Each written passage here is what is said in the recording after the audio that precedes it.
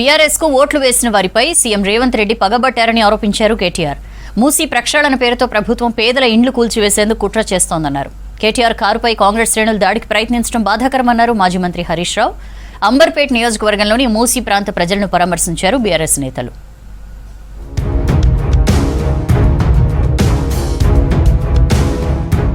మూసీ ప్రక్షాళన పేరుతో ప్రభుత్వం పేదల ఇండ్లు కూల్చివేసేందుకు కుట్ర చేసిందన్నారు BRS working president KTR.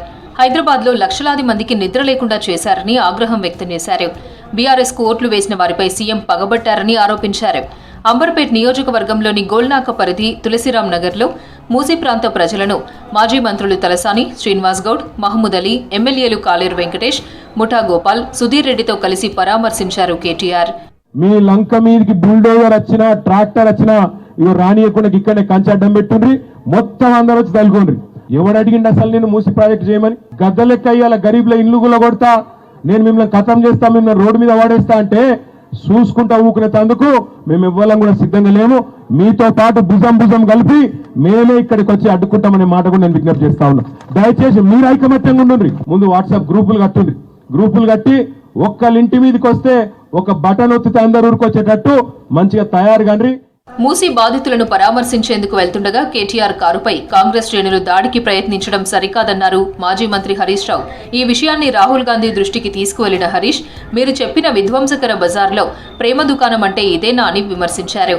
KTR పై దాడికి పాల్పడిన వారిని వెంటనే అరెస్ట్ చేయాలని డిమాండ్ చేస్తూ ట్వీట్ చేశారు హరీష్.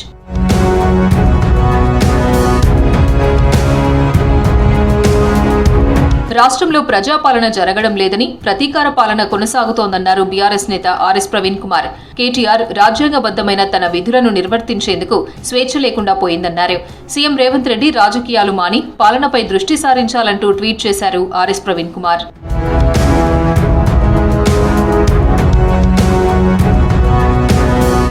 హైదరాబాద్ గచ్చిబౌలిలోని ఏఏజీ హాస్పిటల్లో చేరారు బీఆర్ఎస్ ఎమ్మెల్సీ కవిత.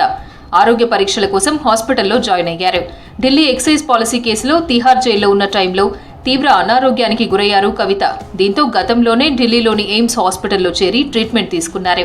ఇక ఇప్పుడు బెయిల్పై రిలీజ్ అయిన కవిత మరోసారి హైదరాబాద్లోని హాస్పిటల్లో టెస్టులు చేయించుకున్నారు. మూసీ నది పరివాహక ప్రాంత ప్రజలకు న్యాయం జరిగే వరకు అండగా ఉంటామన్నారు బీఆర్ఎస్ నేతలు.